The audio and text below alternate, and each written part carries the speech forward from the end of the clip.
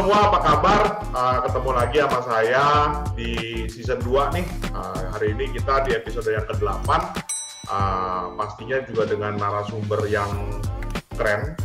Keren physically dan juga keren usahanya, ya. Dan mukanya mungkin orang juga udah pada kenal karena dia sering tampil di mana-mana juga. Gue sering banget ketemu sama dia tampil di mana-mana. Apa kabar Bro Peter Shearer? Halo Bro Joni Widodo, apa kabar? Saya sehat-sehat. Harus sehat lah kalau lagi kayak begini, lagi zaman-zaman pandemi begini lah, harus sehat lah kita semuanya lah. Harus Thank sehat you. luar dalam, sehat fisik dan mental. Siap, itu gue bener banget, gue setuju banget. Mungkin gini bro, gue tau lah, mungkin banyak orang yang udah sering ngeliat muka lu, orang juga tahu lah posisi lu, jabatan lu sekarang itu kan salah satu orang yang membangun, ya, founder of the Warteg, jadi Wahyu Warteg gitu ya, yang punya misi yang mulia lah untuk Indonesia ini. Jadi tapi mungkin banyak orang yang nggak tahu lebih dalam gitu ya. Jadi mungkin lo bisa perkenalkan diri lo sedikit dan juga sedikit mungkin tentang perjalanannya sampai jadi bisa ada Wahyu Warteg hari ini gitu sama teman-teman yang dengerin Jetok Podcast nih. Siap. Kalau ceritain dari awal berarti siap-siap bisa sekitar ya 10 jam lah kita punya podcast ya. Siap. Ini podcastnya jadi Wahyu Warteg Podcast. Ya, jadi salam kenal teman-teman. Saya Peter, saya lagi membantu warteg-warteg agar mereka bisa lebih sejahtera dan naik level lewat Wahyu Group. Sebelum Wahyu sendiri, memang saya seorang entrepreneur, serial entrepreneur. Dari dulu memang pengen cita-citanya jadi pengusaha gitu ya. Jadi dari awal mungkin agak beda sama startup founder yang lain. Kalau startup founder yang lain pendidikannya keren-keren banget gitu ya, universitasnya keren-keren banget. Kebetulan universitas saya University of Life gitu. Jadi nggak sempet ke university beneran. Jadi dari SMA langsung kerja sebenarnya. Dan kerjanya juga bukan di Indo, memang kerja kasar di Australia, Sydney waktu itu. Jadi kerjanya di fast food, kerjanya lebih ke kitchen gitu ya, di cafe, restoran, kemudian kerja di pabrik dan sebagainya. Nah, ngapain ke sana? Sebenarnya simple, cuma pengen kumpulin duit supaya bisa punya modal buat punya usaha sendiri gitu.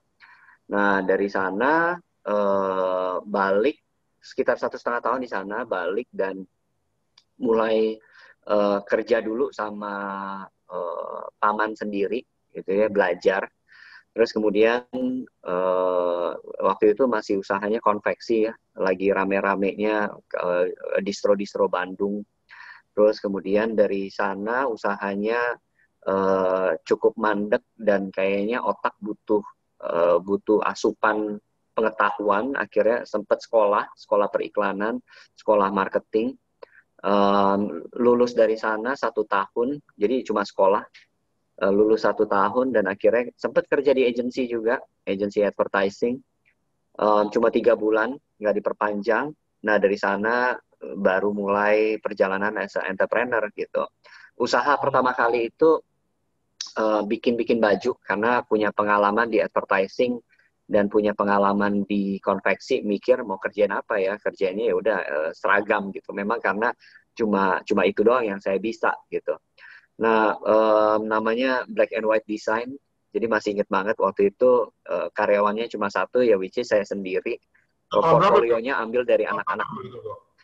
Itu kayaknya 2006, 2005. Lo balik 2005. Tahun berapa? Balik ke Sydney itu 2003. 2003. Jadi begitu lo balik, lo muter-muter kerja juga, sembari ngumpulin duit dengan uang yang lo selalu dapat dari Sydney itu, lo coba bangun distro inilah ya, yang Black and White inilah. Ya Black and White itu lebih ke perusahaan seragam sih. Jadi we are B2B. Jadi kayak ada orang-orang yang pengen dibikinin desain seragam dan produksinya itu kita bisa gitu. Dan ya pelan-pelan mulai dari order cuma 3, kemudian 6, 12, kemudian ya lumayan brand-brand besar udah mulai pakai gue punya uniform company gitu. Nah dari sana udah lumayan berhasil, tapi karena memang bukan passionnya di sana gitu ya, karena dari dulu pengen passionnya itu di makanan sebenarnya gitu. Jadi sempat buka tempat makan di ITC Mangga 2, sempat bikin Bro, usaha catering. makanan apa bro? Kenapa? Makanan apa? Aduh, ini Cina banget tuh. Nasi tim 88 di Anjir. ITC Mangga 2, bayangin. Jadi nasi Oke, tim oke. 88. Udah Luar nasi tim biasa. 88 angka hoki ITC Mangga 2 lagi. Luar biasa lah itu lah. Keren, keren, Nah, keren. terus terus dari bikin nasi tim ternyata nggak gitu jalan karena cuma waktu itu cuma taruh orang, nggak hands on, jadi akhirnya nggak terlalu jalan, nggak fokus. Dari sana bikin yang namanya Mister Catering gitu. Jadi Mister Catering ini Karena B2B buat, ikut aduh, tes ya. ya ampun, lucu banget. Iya, Mau ikut sorry, sorry. dengerin dia ya. Oke, lanjut bro, bro. Nah, dari sana Mister Catering ini buat orderan dari kantor-kantor ataupun dulu target kita memang Sudirman, Tamrin, Kuningan yang pengen ada catering gitu, Mister Catering. Itu Nah, 2000, terus kemudian tapi nggak jalan cuma 1 bulan. itu 2000 berapa tuh? Itu kayaknya 2007, 2006, 2007 juga. Itu pada saat 2006 itu kayak. Gojek, GoFood, GrabFood belum ada tuh ya. Lo kalau itu masih udah di depan duluan Belum, itu. belum. Oke. Gue lebih bisnisnya lebih ke kalau yang Mr. Catering ini bisnisnya lebih mirip apa ya, B2B catering lah, kayak siapa ya sekarang ya, mungkin ya kayak Kulina, Yummy Kitchen gitu ya, Oke, oke, mungkin oke. lebih ke itu sih dulu. Uh, uh. Nah tapi I made a mistake sih waktu itu. Gue pakai email marketing. Email marketing tuh kayak ayo kirimkan brosur Mister Catering ke 20 temennya, CC ke 20 temennya, nanti kalian akan dapat satu makanan gratis gitu. Nah, ternyata sehari dan 2 hari besokannya gue lihat gila, inbox gue langsung ribuan gitu. Langsung rame banget yang masuk gitu. Karena mereka langsung dari 1 ke 20, 20 ke 20 di bawahnya lagi dan seterusnya. Benar, Nah, benar, salahnya benar. gue adalah gue nggak kasih expired date, gue nggak kasih jumlah batasan makanannya, bro. Jadi Push. mampus banget kan, mampus banget. Dan akhirnya gue sebulan nggak gue lanjutin deh, soalnya yang masak kan kebetulan kan nyokap, ya kan. Jadi nyokap tuh harus yang kayak masak terus, tapi kayak kesannya kok ini makanan gratisan semua gitu. Jadi akhirnya udah 1 bulan tutup deh gitu. Jadi lo 2005 udah melakukan konsep e-commerce banget tuh bro.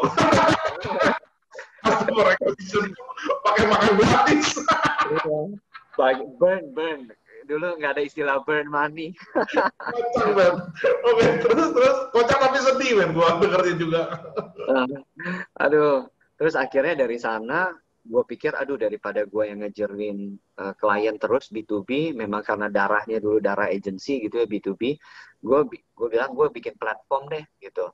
Akhirnya gue bikin yang namanya duniamakan.com, bro. Oh, Duniamakan.com ini dulu di saat orang belum ada banyak yang main .com ya, itu di 2007 juga kayak masih belum banyak ya. dong. Nah, itu kita kurasi, istilahnya kita mau masukin semua data restoran, tempat makan, apapun itulah, kafe, klub, dan sebagainya itu di dalam satu tempat, duniamakan.com.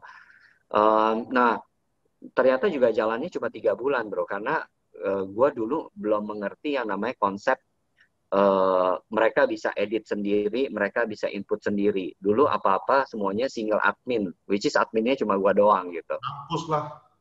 Mampus banget. Jadi satu udah menunya udah diupdate, minggu depannya manajernya ganti menu lagi. Mampus lah itulah. Jadi lumayan sih. Jadi lumayan capek. Dan dulu untungnya masih bisa jalan gara-gara ketika ada restoran yang nolak, mereka, soalnya gue cas kan, Rp1.000 per hari, gue waktu itu casnya gitu. Ternyata mereka nolak, karena mereka masih belum percaya sama .com gitu. Nah, terus kemudian begitu mereka nolak, gue nawarinnya seragam akhirnya. Ibu boleh, restoran ibu nggak masuk dunia makan.com, tapi restoran ibu butuh seragam kan gitu. Jadi lumayan malah dapat order seragamnya uniform company gue gitu. Oke, oke. Ya. Terus, nah dan sekarang ya banyak banget yang mirip dunia makan.com sekarang ya gitu, banyak banget. Ya dulu gue nggak terlalu seriusin sih gitu. Dari dunia makan.com terus akhirnya gue sempet iseng-iseng lah buka toko sulap kayak gitu. Terus sempet mau buka toko sulap sebelum zamannya The Master. Itu gue udah punya 3 toko sulap, bro. Oke. Toko sulap sih sebenarnya karena fun ya, karena suka aja gitu, suka ngertiin orang aja sih. Gitu. Terus toko sulap sih sebenarnya karena ini juga sih, kan gue nggak bisa sulap ya, tapi gue pengen punya keahlian sulap. Nah, terus gue lihat nih kalau gue belajar sulap kok bayarnya mahal, daripada gue bayar sulap, mendingan gue jadi partner bisnis aja ya kan, dapat uang terus dapat ilmunya gitu. Jadi makanya kenapa gue punya toko sulap sih sebenarnya, karena sambil belajar juga, sambil belajar gratis. Nah, dari toko sulap sempet mau bikin ini tempat cuci helm gitu. Dulu sempet growing motor kan sempet naik banget. Terus pikir kayak aduh nih helm kok kayak nggak ada yang perhatiin gitu. Terus dari sana bikin mobile aplikasi. Jadi dulu sebelum zamannya Android sama zamannya smartphone, dulu gue udah bikin aplikasi buat Symbian phone, Sony Ericsson, Nokia, kayak gitu-gitu. Jadi ya. Bukan, lu suruh orang lah bikin itu. Iya, kita ada partneran sama satu company di Belanda gitu. Jadi programmernya di Belanda. Jadi gue bilang, wah ini menarik banget nih. Gue percaya semua orang pasti nanti akan ke handphone, dan di handphone lah semua kebutuhan kita akan ada di handphone. Gue dulu percaya itu 2008 gitu. Android belum muncul. Gila, 2008 aja udah lu bikin kepikiran bikin aplikasi ya? Iya, ya karena memang karena ya gue percaya semua orang bakal pegang handphone gitu waktu itu. Dan gue percaya di handphone itulah bakal banyak kebutuhan gitu. Jadi makanya gue percaya waktu itu aplikasi bakal something gitu. Padahal waktu itu belum zamannya smartphone. Nggak ada, Dulu, iya belum. iya. Nah, dari mobile aplikasi itulah gue ketemu yang namanya teknologi augmented reality gitu. Nah, augmented reality itulah yang sebenarnya membuat gua lumayan lah 10 tahun di sana. Nah, dari augmented reality baru muncullah Wahyu gitu. Jadi lu punya bisnis augmented reality gitu bro, maksudnya? Ya, di tahun 2009 itu udah ada, gue bareng teman-teman bikin augmented reality Co, AR Co. Oh, sekarang masih ada? Sekarang masih ada gitu. Cuma memang gue udah nggak di sana lagi. Tapi the business is still there gitu, karena augmented reality masih banyak banget yang pakai dan orang-orang suka. Ya kayak contohnya Instagram filter kan itu augmented reality juga gitu. Jadi di tahun 2009 gue udah percaya AR will be very big gitu. Jadi makanya di 2009 itu gue buang semua bisnis-bisnis yang lain. I'm very focused from zero ke augmented reality Co gitu. Terus akhirnya lu pindah bangun Wahyu Warta. Ya, dari sana 10 tahun kayaknya apa yang gue impikan itu puji Tuhan tercapai gitu. Ya, dulu kan yang namanya pas masih SMA tuh kayak merasa wah sebagai pengusaha kayaknya keren banget sih kalau misalnya bisa diliput Forbes, masuk ke Fortune, kayak gitu-gitulah. Dulu impiannya kayak gitu-gitulah. Nah, puji Tuhan gara-gara ARNCO ini kan kita punya aplikasi kan sampai dipakai banyak orang gitu ya, sampai kita punya kantor di Barcelona, punya kantor di Amerika, dan dipakai sama Pharrell Williams gitu. Jadi itu yang dan akhirnya lumayan lah bisa dibilang berhasil gitu. Dan dari sana setelah semua tercapai, gue jadi mikir kayak aduh kok kayaknya gue baru sadar gitu, kok segala kayak dulu kok buat segala sesuatu buat diri gue sendiri, fokusnya ke diri sendiri gitu. So itulah sebabnya gue merasa kayak I think it's time for contribute to the society gitu. Karena gue dulu pernah hampir mati bro, gitu. Oh, ya? Kecelakaan parah banget, benar-benar parah. Yang kayak orang berpikir tuh gue udah lewat deh gitu.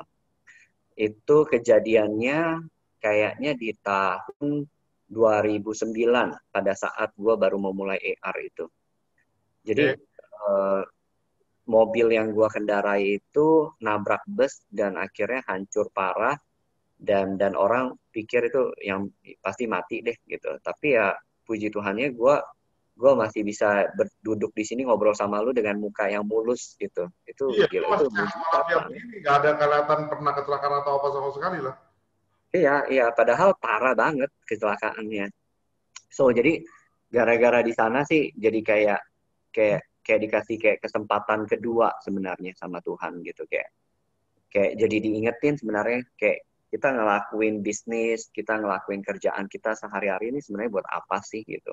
Kalau misalnya gue dipanggil Tuhan waktu itu, gue akan menjawab apa yang udah gue lakukan selama gue hidup sebenarnya gitu. So Itu itu yang sih. membawa ke topik kita hari ini sebenarnya, which is basically business with purpose. Yes, yes.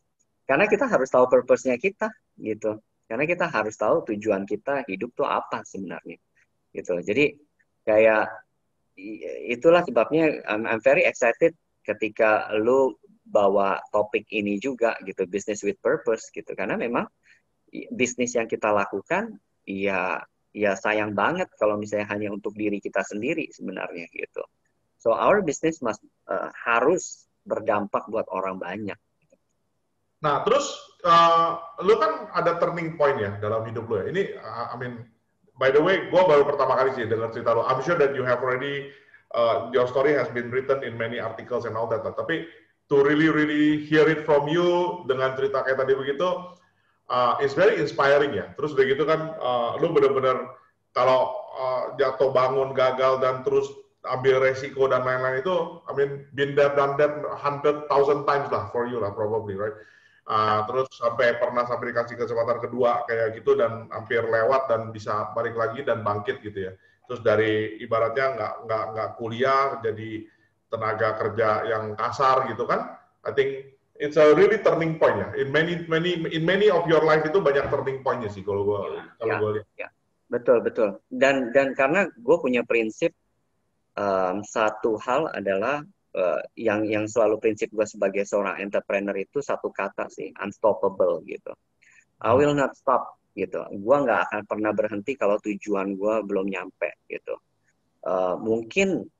Mungkin arahnya bisa berubah, Ya. mungkin belok-beloknya tetap ada, mungkin sempat berhenti, tapi itu cuma sementara gitu.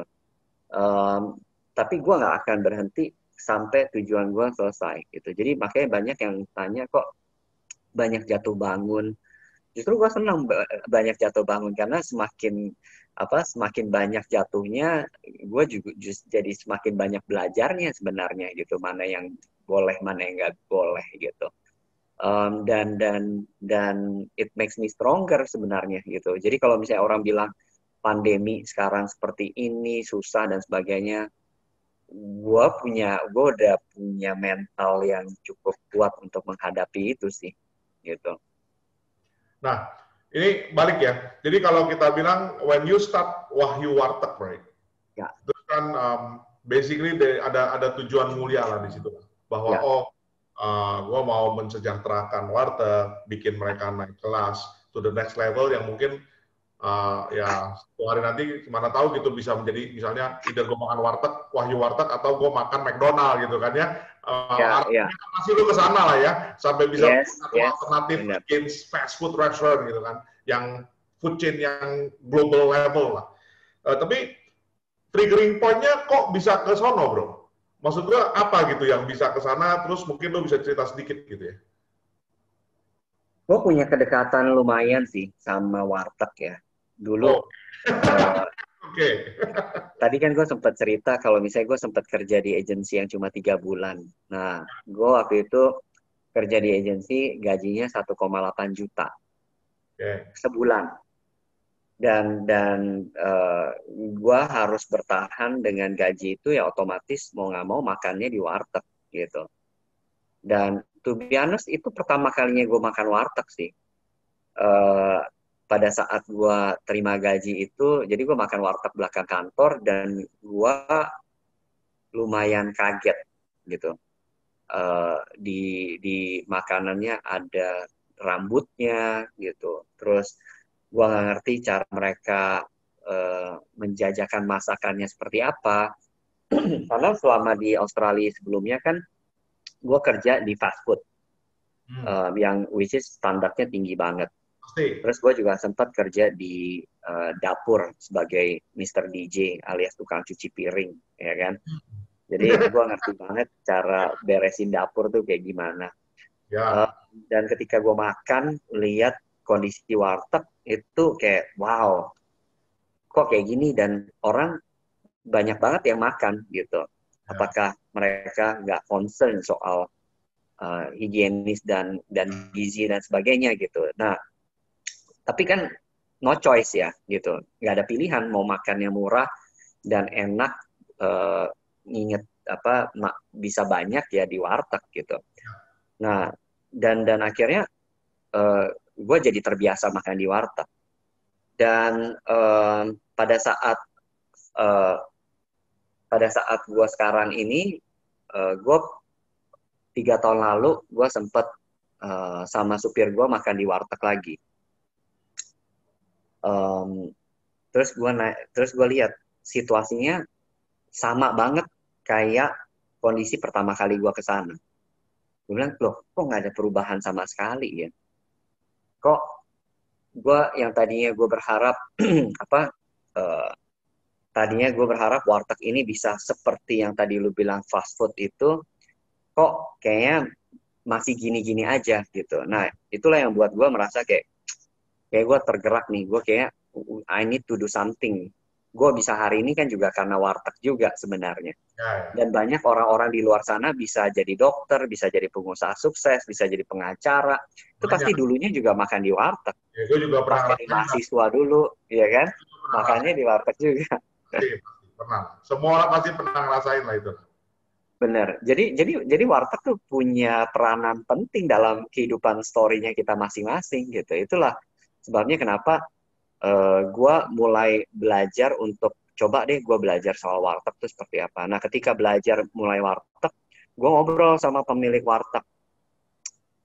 Nah, ternyata pemilik warteg ini ngingetin gue sama nyokap gue yang dulu lagi, yang gue bikin Mister Catering, yang harus bangun jam 3 pagi, yang harus beres-beres, yang tidurnya mungkin cuma beberapa jam, yang ribet banget harus belanja ke pasar, yang harus masak banyak banget. Terus gue bisa merasakan pain-nya my mom, nyokap gue, sama mereka gitu. Jadi mereka juga merasakan hal yang sama gitu. Dan Mereka untungnya capek, mereka lelah. Yes, yes. untungnya tipis banget dan hidupnya tidak sejahtera lah. Ya, ya. Jadi makanya itu yang buat gue, waduh, kayaknya bukan cuma sekedar tempatnya yang bagus deh. Bukan cuma sekedar tempatnya yang harus dibagusin. Justru orangnya yang harus dirangkul sebenarnya gitu. Hmm. Karena itu akhirnya membuat gue jadi oke deh, let's Wahyu ini fokusnya sama pemilik warung makannya gitu. Karena tempat bisa cepet kotor, bisa berubah gitu kan. Tapi selama kalau orangnya bisa punya pendidikan yang baik, dilatih dengan baik, kita educate, itu lebih long lasting nanti gitu. Jadi Itulah sebabnya. yang akhirnya terus dengan konsep begitu yang lu lakukan sebenarnya apa bro? Sama si pemilik warung ini? Ya, jadi gue bilang sama pemilik warungnya, gue mau gak gabung sama Wahyu, gue kasih P3K. Gue bilang P3K. Eh, P3K ini singkatan dari pembimbingan dan pelatihan. Karena gue yakin banget waktu itu tuh nggak ada yang melatih mereka, nggak ada yang membimbing mereka. Mereka cuma sekedar jalanin bisnis RI saja gitu, yang cuma kayak sehari-hari karena disuruh orang tuanya, karena orang tuanya dulu pemilik warung, karena nggak tahu ngapain. Nah, gue pengen supaya mereka bisa menjalani bisnisnya like benar-benar kayak seorang profesional restoran owner gitu, Ya. yang ngerti soal pembukuan, yang ngerti soal inventory dan sebagainya gitu. Itu pengennya seperti itu. Kemudian P yang ketiga ini pendapatan, karena mereka itu ya setiap bulan dapatnya gitu-gitu aja gitu, malah kadang kurang. Nah, gue pengen supaya mereka punya pendapatan yang lebih. Kita ingin supaya pendapatan mereka juga bisa nambah gitu, baik pendapatannya nambah dari segi customer lebih banyak ataupun dari partner-partner yang kita bawa gitu. Contohnya ya seperti yang 3 huruf yang tempat lu dulu kerja, kan lumayan nambah Namanya mereka boleh duit. disebut bro. I'm a proud alumni, so it's okay. Ya, contoh ya kita jadi kalau misalnya ada partner-partner yang masuk ke warung, itu kita kasih keuntungan ke mereka gitu. Jadi senang banget kan gitu mereka. Kemudian yang terakhir K-nya itu sebenarnya kemudahan. Nah, inilah fungsi dari teknologi sebenarnya. Kita ingin supaya mereka hidupnya jadi lebih mudah gitu. Jadi kayak belanja lewat pakai aplikasi kita, mereka atur duitnya lewat pakai aplikasi kita dan sebagainya gitu. Oke. Okay. Terus, tapi lu sendiri gitu kan, ini kan lu kan pasti kan at the end of the day you are running a business kan, lu bukannya running a non-profit organization kan? Betul, betul. You as a founder juga ada investor dan lain-lain pasti di expect untuk bisa profitable, at the same Ya, time ada social mission seperti tadi kan. Nah betul. itu lu gimana bro, ngebalance-nya bro? Again, gue sebagai entrepreneur tentu harus make sure my business is sustain atau bahkan pengennya grow gitu kan. Ya, Nah, gue jadi dari awal gue udah harus cari tahu revenue streamnya sebenarnya dari mana aja ketika ya, gue jalanin bisnis ini gitu. Jadi dari awal gue udah mapping kira-kira oke, revenue streamnya ini bisa dari sini sini sini sini. Contoh paling simple kita revenue streamnya dari advertising misalkan ya. gitu.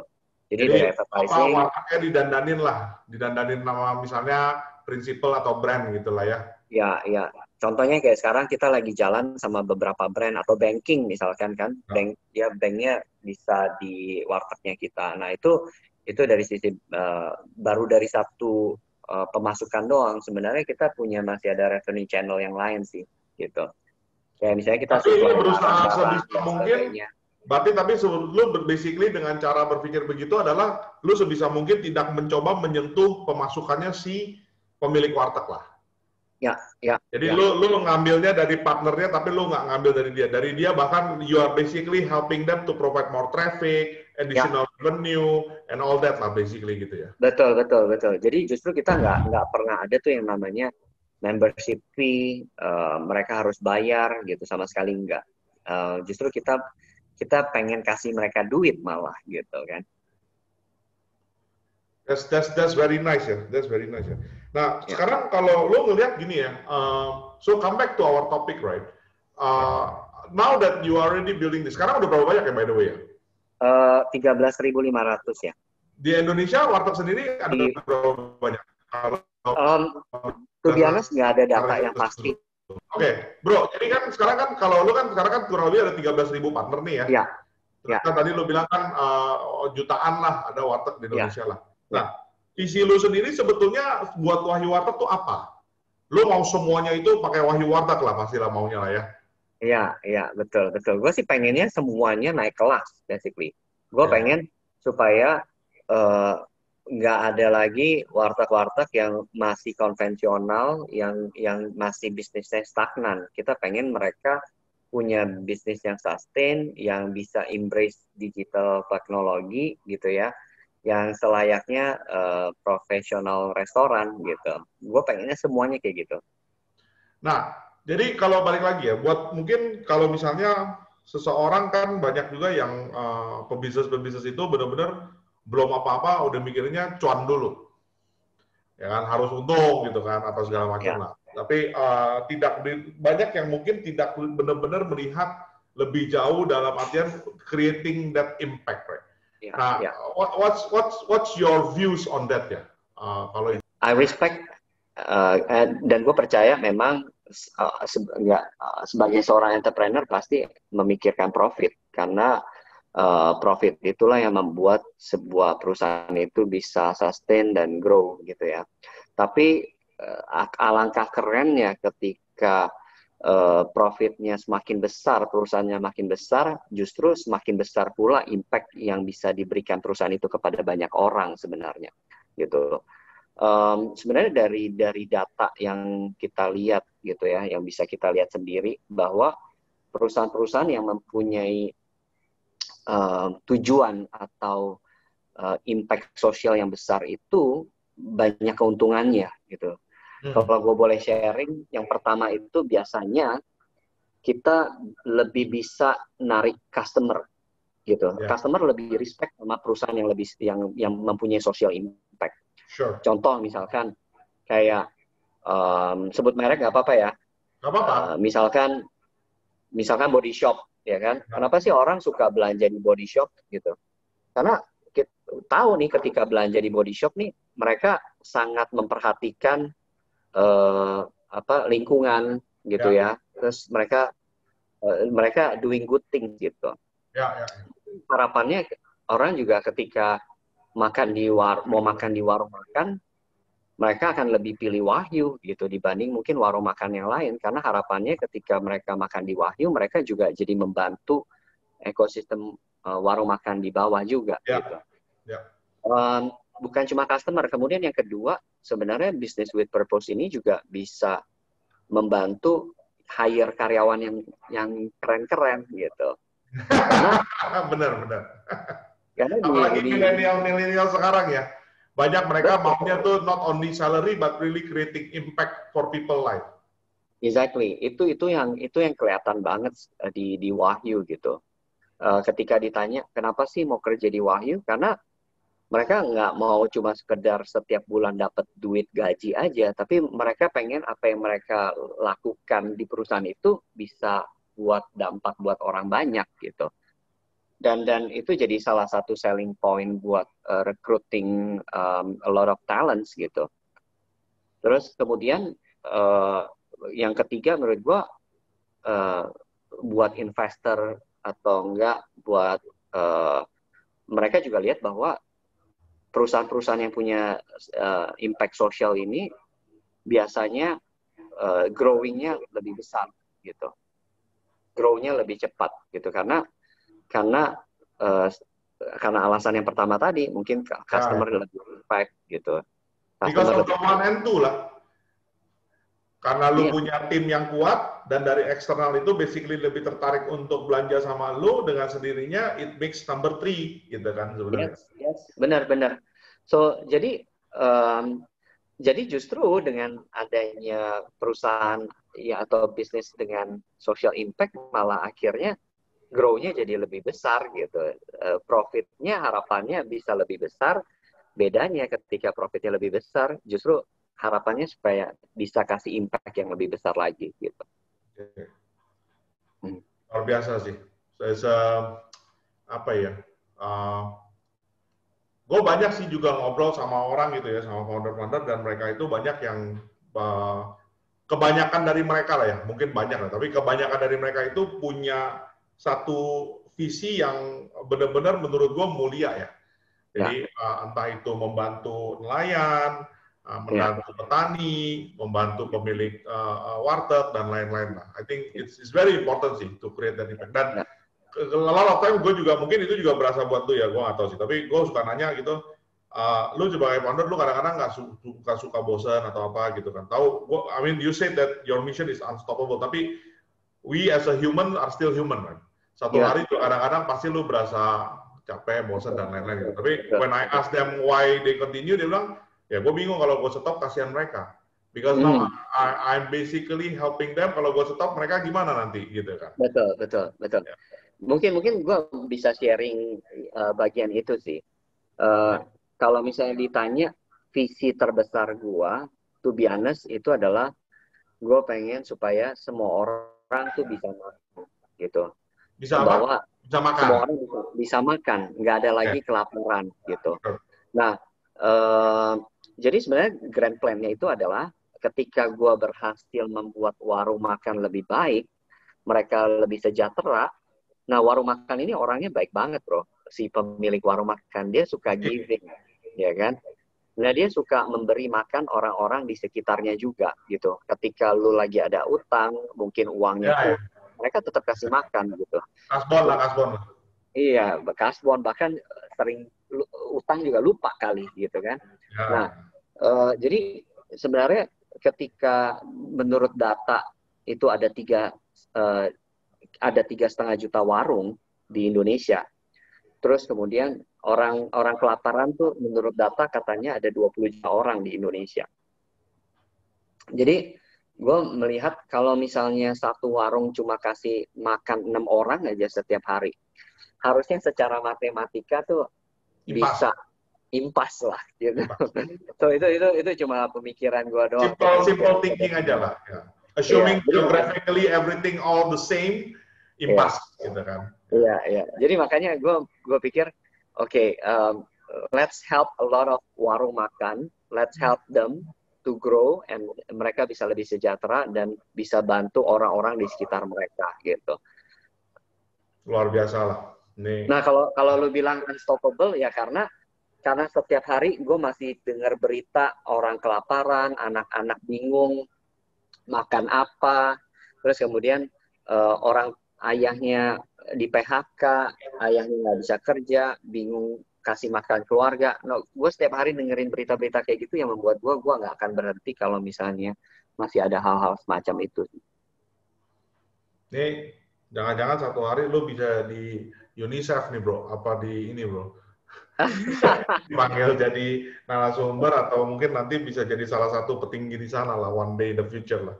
Waduh, amin, amin deh, amin. Keren lah. Semakin ya harapannya semoga kalau memang posisi gue makin tinggi, artinya semakin banyak orang dibantu itu harapannya gue doang. Ya. Amin, amin, amin. So, dari tadi kan gue udah dengerin cerita ya, lo cerita yang sangat inspiratif lah, dari perjalanan hidup lo sampai lo ngebangun Wahyu, dan tujuan lo yang sangat mulia untuk ngebangun Wahyu tersebut ya. Bahkan pada saat lo mencoba mencari profit pun juga lo tidak menyentuh si pemilik warung, lo benar-benar mencari dari partnernya gitu. I think that's really amazing, right?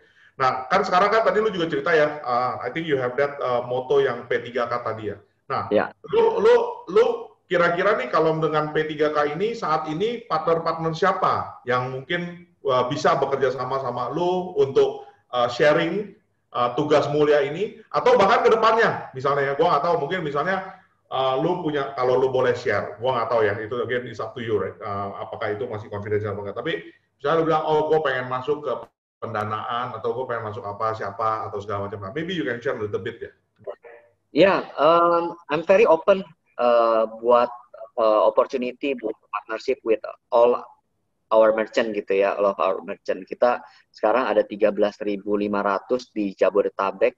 Jadi bisa dibilang nih kita kayak real estate player juga sih gitu. Jadi kalau misalnya ada teman-teman yang kepikiran pengen kolaborasi dengan our segment, karena segmen kita is very clear. Segmennya kita itu middle low gitu ya.